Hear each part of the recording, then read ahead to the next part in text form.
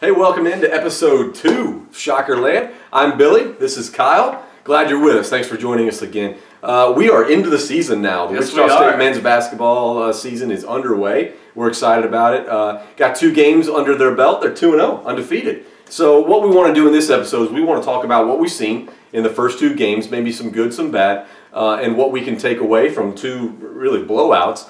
And then we want to talk a little bit about the American Athletic Conference as well. What's going on in this first week of play, and we want you, the listeners and viewers, to know what's going on in this conference and get to know this conference a little better. And then we're going to wrap up talking about the Wichita State Shockers' upcoming tournament, getting into tournament play in Hawaii, going to the Maui Invitational, and that's coming up on Monday. So a lot to get to. Kyle, let's dive right in. Let's do it. We saw 2 games for the Shockers, both at Koch Arena, and both wins. What can we take away from these? First game against UMKC, I actually watched in a hotel room in Omaha, which is all sorts of wrong. Oh boy. But just very impressed top to bottom. Anytime you win by 52 points, you obviously are doing something right. UMKC isn't the best team, best basketball program, but they're still Division I, so it still technically counts. And so they the guards were great, the postmen were fantastic. And yeah, there wasn't really one negative about that game. No, not at all. I thought they looked really, really well. I got to be at the game, got to see them. Boy, the 3-point shooting. Boy, they were hot. They were. That game. That was impressive. And then the next game was a little bit better opponent, I think. And you had a good write-up on that, kind of a recap of what that looked like and what that meant. Playing College of Charleston in Koch Arena. Yes, College of Charleston is a name that many of you might not have been familiar with, but before the game began, they were 77th on KenPom, and so they're projected to be a top 100 opponent for the year. They returned all 5 of their starters from last year's NIT team, so they have a lot of experience, a lot of talent, and that didn't really seem to matter for the Shockers. The first half was just a bloodbath and just absolute dominance.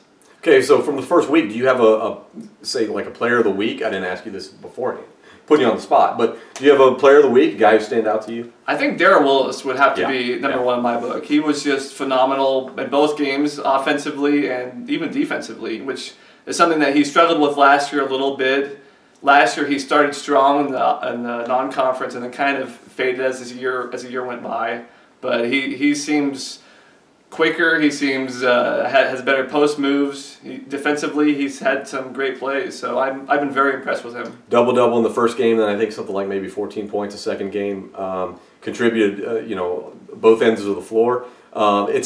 We give him a Player of the Week award, but I imagine Shaq Morris has got to be like, what in the world? What do I have to do to win Player of the Week? But that's both of them played really well, and I think also we've come to expect what Shaq Morris is doing. We expect that from him. He's been a star, so we know that. Darrell Willis, I didn't know if I expected this right off the bat. No, there's usually a second-year growth for JUCO players, and he was phenomenal out of the gates last year. And so I think this year he's finally coming into his own. He's figuring out his role in the offense, on the defense. And without McDuffie playing right now, he's kind of not really a wing player, but he can step out and knock down some shots as well to kind of fill that role. Okay. You mentioned McDuffie. He's not in right now. Right. Still injured, but he's going to come back, and fairly soon, maybe within the next month or so. So here's a question I've been rolling around in my head a little bit, trying to figure out. These Shockers look really good, really strong. Scoring a lot of points. McDuffie comes back.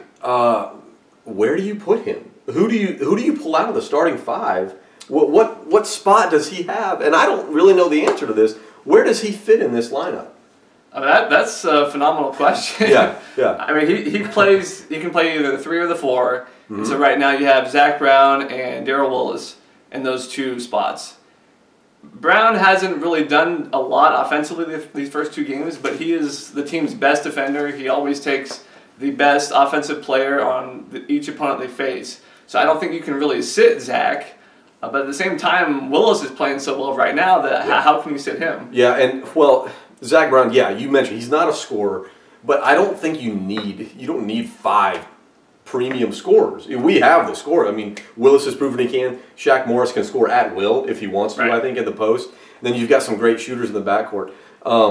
So you need a guy who's going to be maybe the defensive specialist or the rebounder or what have you. So, yeah, that's a tough one. That's one I've got to look at a little bit more. Where does McDuffie fit in? It might be Zach Brown's spot. But I also imagine, you know, what we saw from the Shockers was they're not running a 5 or 6 man rotation. They're deep. You know, they can sub in and out like crazy. Samaje Haynes-Jones got a lot of playing time coming off the bench. And I think he's still got a little bit of work to do as far as getting to know his teammates. Still very talented. Very talented. But so you've got a good bench. You've got guys coming in. Nerger comes in off the bench. And especially in those games when, say, Shaq, Morris, or Darrell Willis is in foul trouble, knowing you've got Nerger who can come off the bench and still have that presence underneath the basket is really good. So let me ask you this. Okay, another one. I'm going to put you on the spot here. What style of play is best for the Shockers? And here's the and I don't know the answer to this. Here's the reason I asked this question. We saw 2 very different games. These first 2 games, the Shockers won both of them easily. And so they've proven they can play in different ways. The first game was very much a lot of three-pointers, very fast-paced. I mean, it has to be fast-paced. You can score 109 points. My goodness, you know, you're just going to score like that. So very fast-paced, just up and down the floor real quick, high energy, hit a bunch of threes. They did that and did it really well. The second game with College of Charleston, and hand it to the coach, who's you know, apprentice of Greg Marshall, so to speak. He knew, College of Charleston knew the Shockers could shoot the three, and so they guarded it. They guarded that perimeter, and so, of course, Greg Marshall, being the basketball genius he is, anticipated that was coming, had the Shockers running this motion offense that created a lot of backdoor cuts. And so the guards would cut instead of trying to be open for a three. They didn't bother taking threes. They just cut to the hoop, and it was wide open. Those drives were wide open. And that was much more slowed down, more defensive, more half-court offense that the Shockers played, and won again, and won handily. So, but which one was the Shockers making adjustments, and they can play if they have to? They can play that way if they have to. And which style was, this is how we like to play, and this is our strength? I don't know. What do you think? Yeah, I mean, that's a great question. I think the answer is both. Okay. I mean, you have a lot of teams that have only good post players but kind of have weak guards. Other teams that have tremendous guards but their post players are kind of so-so. The Shockers have great talent at all the positions, and so they're capable of speeding things up with their guards, driving the lane, dishing out to a wing, but they can also slow it down like they did against Charleston and just keep feeding the post. And when you have Nerger and Shaq and Willis all playing well, I mean, how can you stop this team right now? I think it just remains to be seen which one they're going to default to, which one the players like to play, which kind of style, and which one Marshall's going to have to force them to play disciplined to have success. I don't know, depending on the team, depending on the scouting report, that kind of thing. So, and I must say one more thing on that is just because Greg Marshall's teams are usually defensive oriented. It seems to me that they're best suited possibly to slow things down. Mm-hmm. But like we've said, they can win just as easily speeding things up. They can. I tell you what, it does. It scares me a little bit. It's great seeing Shaq and Darrell and even Nerger hitting threes, especially when they do that screen, that roll and they're at the top of the key and they get that open shot. I don't think you want to rely on that. I don't think you want to rely on your big men hitting threes as your primary offense. It's great when they can sprinkle that in, but I can see them going cold, and maybe all of them going cold at times. And if you don't have a response to that, that can turn into a bad shooting night for the whole team. And maybe that's just me being a skeptic or a critic. I don't know. It could be. Maybe they're great shooters and they've been working on it and they're going to do that all season long. But I don't see them maintaining that. They might not shoot whatever it was 4 for 9 or 5 for 9 as it was last game. But I think when you have a tall guy able to step out and shoot a three, you're able to bring one of their tall defenders out on the perimeter. Yeah. And when you can do that, even if you don't shoot it, you can then pass it down low to the other forward, and you have a wide open lane to make a layup or whatever. It does. So it spreads. It opens everything up. Yeah, it spreads out, spreads the game out on that half court, especially when you're playing in that half court setting. And so that's good as well. And hey, when you score 109 points and then you score 81, it's tough to find criticism. It's tough to say where can you get better, that kind of thing. I know a lot of people were kind of down on that second half against College of Charleston. I wasn't. People, they played so poorly, or they let them back in the game. They let the foot off the pedal, so to speak. I don't think so. Here's what happened, in my opinion. Greg Marshall had him go to his zone defense, especially the last quarter of the game. They were running that 2-3 zone, and College of Charleston attacked it, set the guards in, and drove in, which is why they ended up at the free throw line a bunch. Tons of fouls. Yeah, a lot of fouls. And college guys, especially at this level, kind of forget how to play zone sometimes because the good teams play man-to-man defense all the time. So zone is something you need to work on. They worked on it that game. It wasn't best for a very guard-heavy, very backcourt-heavy team like College of Charleston. It gave them the opportunity to swing the ball around real quick and then drive in and draw the foul. That's what happened. That's not going to happen in a close game or a competitive game. That was just something they were trying. So forget about the big comeback or only winning by 18. They covered the spread, though. They covered the spread. They were favored 16 and a half, 17 points, something like that. So that's for entertainment purposes only. But that's fine. So yeah, I'm not concerned either. So. Yeah, that was fine. Hey, let's talk about the American Athletic Conference now. These teams that are around. What can we take away from just a few games that have been played now from these other teams that we know the Shockers are going to face later on in the season? Mostly good. There were a couple slip-ups. I know Tulsa lost their first game at home. I believe it was to Mercer. Some, not so great program. Yikes. There was another one. Someone else. Oh, Southern Florida has lost a game or two. They're not expected to be any good this year, so I wouldn't worry about that. But UConn hasn't lost yet. They're in a tight battle right now. Yikes. So we'll see. Yeah. But they won their first game. Cincinnati has blown out their first two opponents predictably because they're, in my mind, top 10 good. Yeah. So they're well on their way there. Yeah. There's been some injuries. There's been some suspensions. Let's talk about those as well. A couple weird suspensions for the first for the first game. Houston's best player, Rob Gray, was suspended by the NCAA for playing in a church league pickup game, I believe what it was. So that's the NCAA laying down the law on ridiculous things, but letting major things. The NCAA they're the power hungry mall cop of sports. Paul Blart. Come on, who cares? Now I get it. I get you have to have rules. And the only reason they have to have so many rules is because it's the way they introduce new players into the sport, and that is by recruiting. Okay, so in the professional ranks they do a draft, right? And there's good and bad for both. So when you draft, the worst teams can get better, but then also that you get tanking. So you get the Cleveland Browns and San Francisco 49ers and some NBA teams as well. Just absolutely try to lose. And that's not good. I hate that. That's the worst thing about professional sports. I hate it when they're tanking. I hate it because it works. And so you have a fan base cheering for their favorite team, and their favorite team is losing on purpose just for draft picks in the future. I hate that. The NCAA doesn't have that problem. Okay, so every college basketball team right now is trying to win every single game they can. There's no advantage to losing. Exactly. I love that, but then that creates, so now you've got to just go recruit. Everybody can get everybody, so to speak, when it comes to recruiting. So you've got to have a lot of rules in place. But rule? That was stupid. You can't. So what is the violation? Why couldn't he play in a college basketball or a church basketball game? I'm not sure. I think it's because it was a non-NCAA sanctioned basketball event. So he wasn't paid or anything like that. It's just preserve the monopoly. I guess so. But Houston did win their first game, so thankfully it didn't hurt them. Yeah. And the other weird suspension was UConn's best player, Jalen Adams. He's their best guard, probably a top 25, top 50 player in the nation. He was suspended the first game for getting into an accident with his scooter on campus and then fleeing the scene. So, kind of a stupid situation here. First of all, is a scooter cool now? Is that apparently scooters are in on UConn's campus from what I've heard. Wow. So UConn did win that first game, so that one didn't hurt them, but just two weird situations there.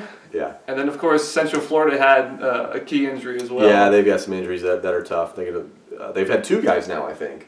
One will come back. I think one might be gone for the season, if I remember right. Yeah, one, the coach's son, Dawkins, is out for the year. Yeah. And he transferred from Michigan, and he was supposed to start and be pretty good. And their other best player, B.J. Taylor, he broke his ankle in the very first game, and so he's going to be out 4 to 6 weeks. Yikes. Which is unfortunate because most kind of experts thought UCF would make the NCAA. They still might, but they're going to be without 2 of their top players now for the non-conference, which is unfortunate. It's tough, and I think our everyone's expectations were confirmed as far as the top part of the conference. It's Wichita State and Cincinnati. Yeah, pretty much. And those 2 are going to be battling for the conference championship, is what it looks like we haven't seen Temple yet. That's true. Temple hasn't played. They're supposed to be a bounce back year for them, so I think they have a chance to make the dance. So through the first week, Memphis is the only American team with a losing record.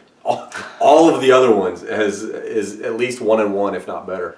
So that's impressive in the first week. Yeah, it's first week. Not bad. So, okay, so all right, looking ahead, we've got the Wichita State men's basketball team heading to Maui, heading to Hawaii basically for Thanksgiving, and this is a perk you have if you're a program good enough to get an invite. It's an invitational. You can't just sign up to play. You get invited. So 8 teams have been invited out to Hawaii to play in this invitational. The tournament takes place Monday, Tuesday, Wednesday, which is kind of cool because they get to play during the day out there. And then I imagine they're probably going to stick around for Thanksgiving on Thursday, and you spend Thanksgiving in Hawaii. How cool I would think so. Yeah, that'd be a cool place to have it. So the Shockers now are, well, right off the bat, let me ask you the hard question. Are the Shockers the favorite in this field? There's 8 teams. Notre Dame is ranked. They're 13, I think, in the AP poll. Michigan is receiving votes, and then you have some who are unranked but seem to be good basketball programs. Are the Shockers supposed to win this? I think by default they'll have to be. I mean, they're number 6 in the nation now this week, and so I think even with McDuffie missing, they're still the favorite. And I don't know if I'd expect them to win, but I would certainly Is it a disappointment if they don't then? I don't think so. It just depends. If they win their first, or if they lose their first game, it'd be a big disappointment. That would. Now they're guaranteed Cal, 3 games no matter what. Yeah, right. Yeah. So play Cal. Cal is kind of a pushover. They should dominate them 20, 30 points plus. And so I think if they win the next game over VCU or Marquette, whoever wins that first matchup, no matter what happens in the championship game, I think it'll be considered a success for the tournament if they go 2-1. But I think they really need to win the first 2. Let me give you some challenges that I see from this one. Okay, so Cal's that first game, I think it's a win. Yes.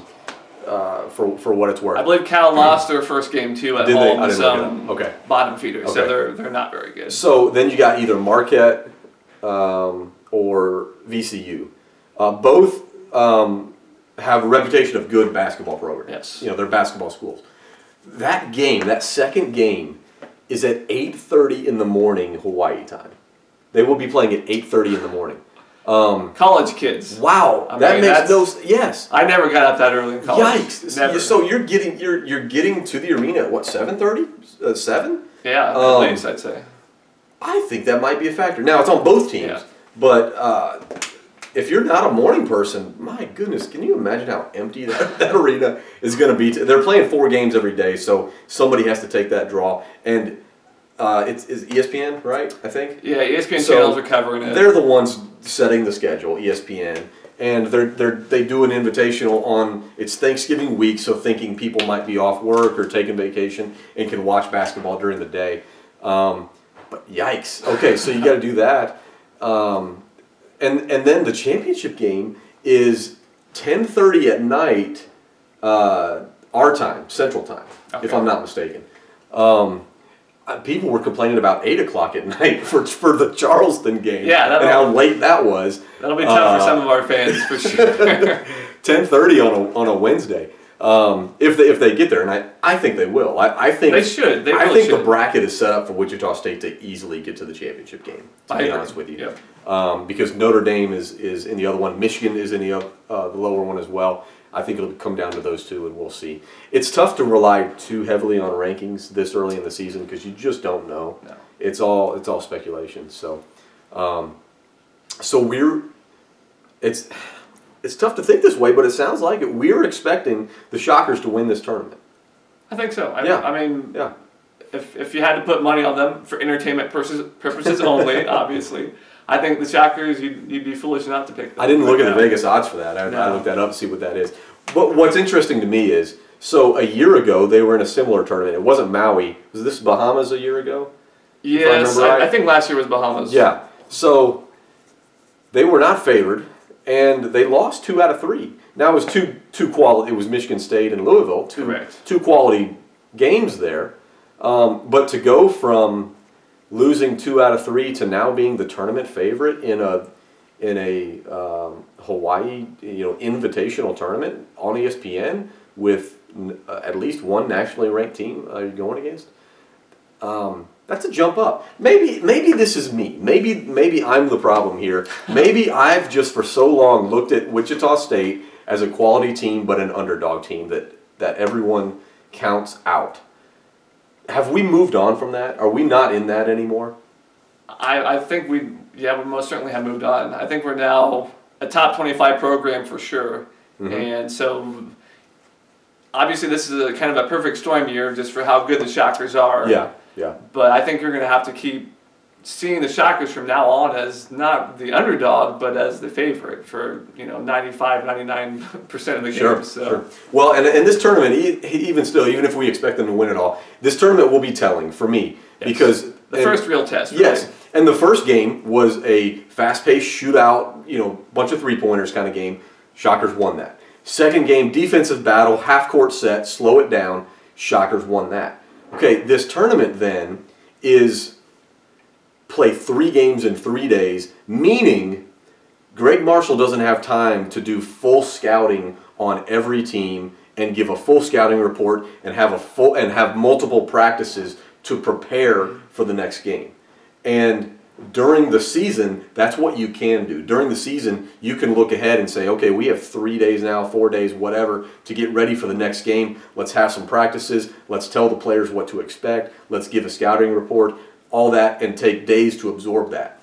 Whereas once you get to that NCAA tournament, you're playing, you play them in spurts there, but you're playing games back-to-back in a tournament format where you don't have time to sit down and for the next 3 days we're going to marinate on this opponent we're playing and learn all those idiosyncrasies and all those strategies that they have.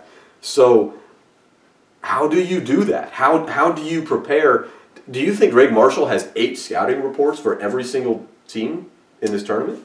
It certainly wouldn't surprise me. Yeah, that's true. Just knowing him and how detailed he is and how great his assistants have always been, it certainly wouldn't surprise me. But I think in these sort of quote unquote preseason tournaments, I think really talent and depth almost always wins out. Because there's not like you said, not a lot of strategy involved, not a lot of game planning. So it's pretty much go out there, play basketball. Whoever has the freshest legs, whoever has the best players, usually wins these things. And so you're right. It's talent, it's athleticism that can win out. The coaching aspect, the scouting, the preparation, I think is still there. But where you see it manifested in a tournament is like halftime adjustment, in-game adjustments. When you see, okay, this is the style they're playing, let's make this adjustment on the fly instead of, hey, let's set up a game plan like they did against College of Charleston where we showed them we could shoot threes previously. Let's not do that this time. Let's go for a motion offense with backdoor cuts. That came because they had time to prepare. They're not going to have time in the tournament setting. So it's going to be interesting to see. The coaches, there's more pressure on the coaches to make in-game adjustments really quickly, and there's pressure on the players to just play with the athleticism and with the talent and with the game plan that they have kind of thrown together because they didn't know who their opponent was going to be 24 hours earlier. Tough. I would be shocked if the Shockers didn't win the first 2 games. And so I think, like you said, Michigan and Notre Dame will be the favorite coming out the other side of the bracket. And so I really expect the Shockers to face one of those two and most likely win, but who knows? Anything can happen. And then even if we look even further ahead there, they come back and they've got a couple home games, I think, against Savannah State and South Dakota State. Yes, the Jackrabbits. The Jackrabbits. Couple of wins there. Savannah State is another UMKC kind of opponent.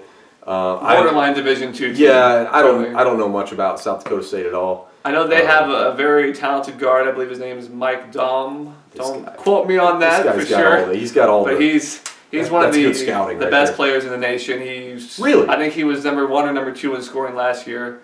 So how's he at South Dakota State? That just kind of happens sometimes. Okay. So I think we'll lock him down like we usually do with the top players, and then a boxing one. Yeah. And then the rest will be the Shocker victory. Okay, good stuff. That kind of wraps it up. Anything else we need to talk about? Any other topics? Improvement, good things, bad things, whatever for this team? I really can't think of anything. It's just staying healthy, getting McDuffie back, and then just keep working on the little things. And Landry Shamet, real quick. Yes. What do you think about him? I think it was a surprise we saw him start the first game. I agree. He didn't play the full game. No, none did, which was great. They were able to sub in a lot. But he goes 4 for 5 from the three-point line. He looked amazing, and then played pretty well again. Hit another 3, tied the record for consecutive games with a three-pointer. Tied Ron Baker for a school record. Not bad. Pretty good. So are we supposed to just forget that he had surgery at the end of July? To the untrained eye, you really can't tell. No. I think just watching him, he's probably not fully back. I would say he's 90% back. On offense, I think he's almost entirely there. On defense, I noticed some issues he had just with his lateral quickness, and maybe, like we talked about before, that might be mental for him. He might not be fully trusting that foot, rightfully so, but he's close, and him being at 90% is still better than almost every player in the nation. So it's pretty good. He can roll with it. So that's it for episode 2 of Shockerland. Hey, thanks for watching. Thanks for listening and for reading our stories at Shockerland.com. We've been kind of overwhelmed at the following we've picked up just in this short amount of time. We've been following the Shockers and doing these stories and these podcasts and video episodes. Thank you. Thanks for the retweets. Thanks for following us on Twitter at Shockerland. Our Facebook page, Shockerland as well. All of our stories are there. And then Shockerland.com has all of our content as well. If you have a question for us, find us on Twitter at Shockerland and ask a question. We can answer some questions at the end of each episode in the future. You can ask it on our Facebook page as well. And then you can contact us through the website, Shockerland.com. So for Kyle, I'm Billy. Thanks for watching. Go Shockers.